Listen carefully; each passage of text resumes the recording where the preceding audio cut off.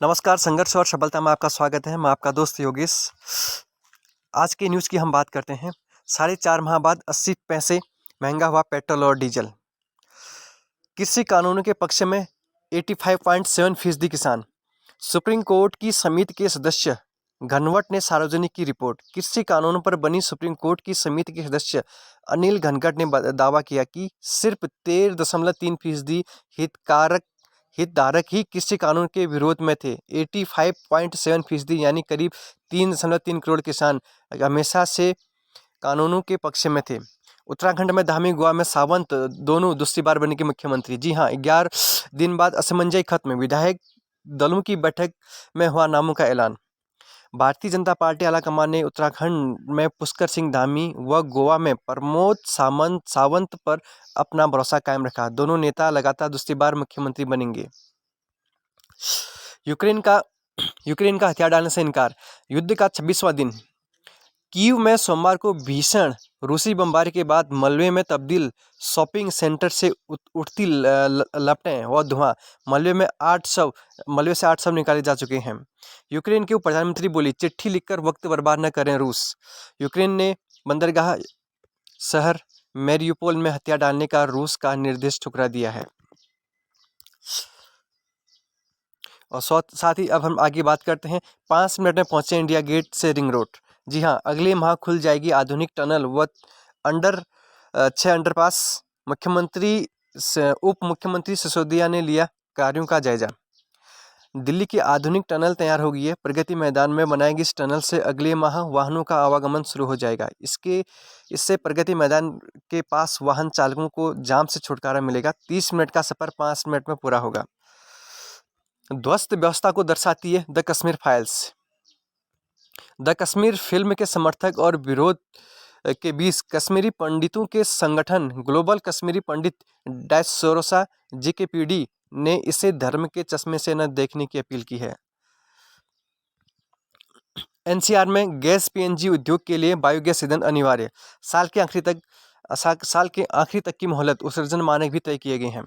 Corona के 108 नए मामले और 98 स्वस्थ। नई दिल्ली राजधानी में कोरोना संक्रमण नियंत्रण में है। बीते 24 घंटे में 108 नए मामले सामने आए हैं, जबकि 98 मरीज स्वस्थ हो गए हैं। इस बीच 22,000 लोगों की जांच भी की गई है। फिलहाल कोरोना के संक्रमण की दर 0.49 है।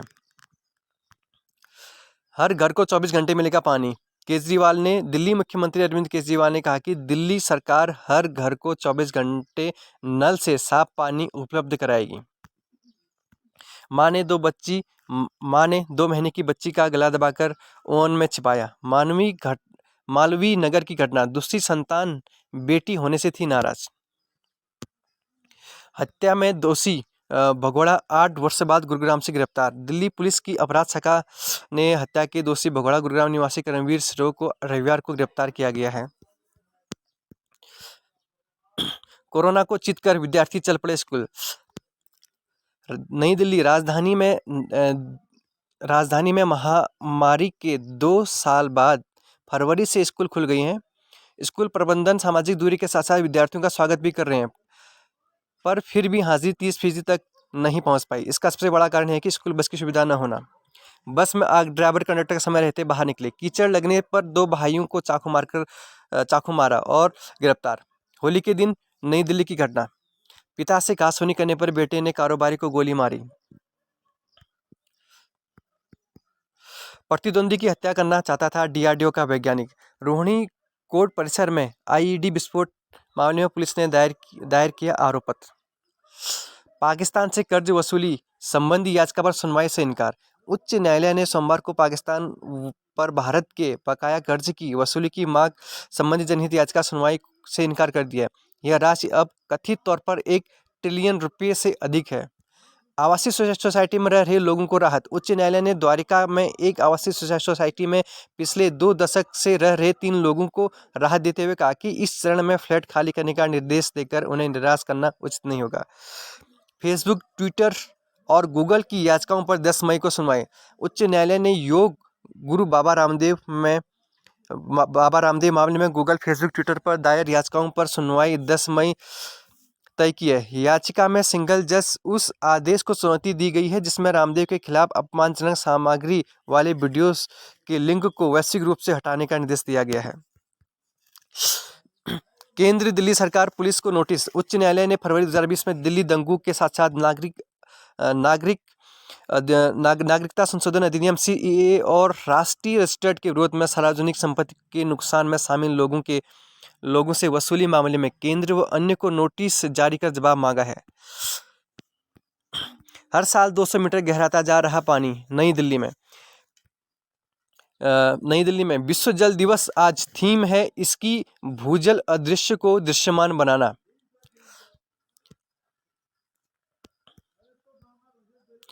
परिंदे बताएंगे दिल्ली की बदलती फिजा का मिजाज। जी हाँ, जैव विविधता पार्कों ने दिल्ली के मूल मिजाज को पकड़ लिया है और यहाँ अरावली श्रृंखला पर मिलने वाले पक्षी भी बहुतायत पाए गए हैं। यमुना नदी के आसपास मिलने वाले शेष दिल्ली की तुलना में 7 पार्कों में 75% पक्षी पाए जाते हैं। पक्षियों की गणना से जुड़े आंकड़ों के विश्लेषण से यह खुलासा हुआ है। विशेषज्ञों का कहना है कि अगले 3-4 साल तक पक्षियों की गणना और इनकी संख्या में होने वाले बदलावों से यह भी पता किया जा सकेगा कि दिल्ली का परिवेश किस तरह बदल रहा है।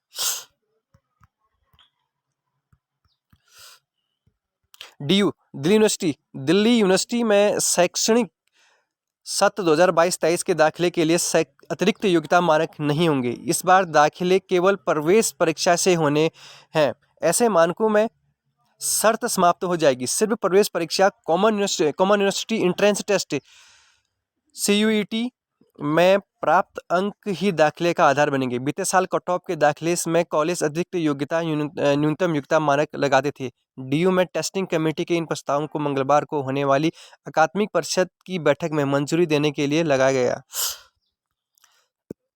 3वीं से 9वीं तक के बच्चों का भरा जाएगा लर्निंग ऐप। साथ ही हम जॉब अलर्ट की बात करते हैं। SBPNL में अवसर 62 पद, असिस्टेंट इंजीनियर के पदों पर विभिन्न अवसर।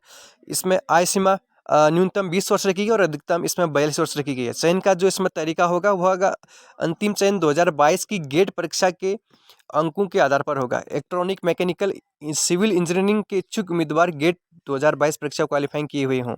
चयन के लिए कोई भी इंटरव्यू नहीं लिया जाएगा। केजरीवाल की हर उम्मीद पर खड़े उतरे राघव और पाठक को तोहफा। पंजाब के राज्यसभा के लिए आम आदमी पार्टी ने जिन 5 उम्मीदवारों की घोषणा कर ली है उनमें से 2 दिल्ली की सियासत के धुरंधर हैं। पंजाब से पहले इन नामों ने दिल्ली में भी छाप छोड़ी है। दोनों शख्सियत ने पंजाब की प्रचंड जीत में अहम भूमिका निभाई है। इंटरनेट पर छाया नोएडा का दौड़ता प्रदीप। लोगों ने की जज्बे को तारीफ। सेक्टर 16 स्थित फूड आउटलेट पर करता है काम। अच्छे दिनों के लिए हर रात 10 किलोमीटर की दौड़ लगाता है। फावड़े से 8 लोगों पर हमला, 3 की मौत।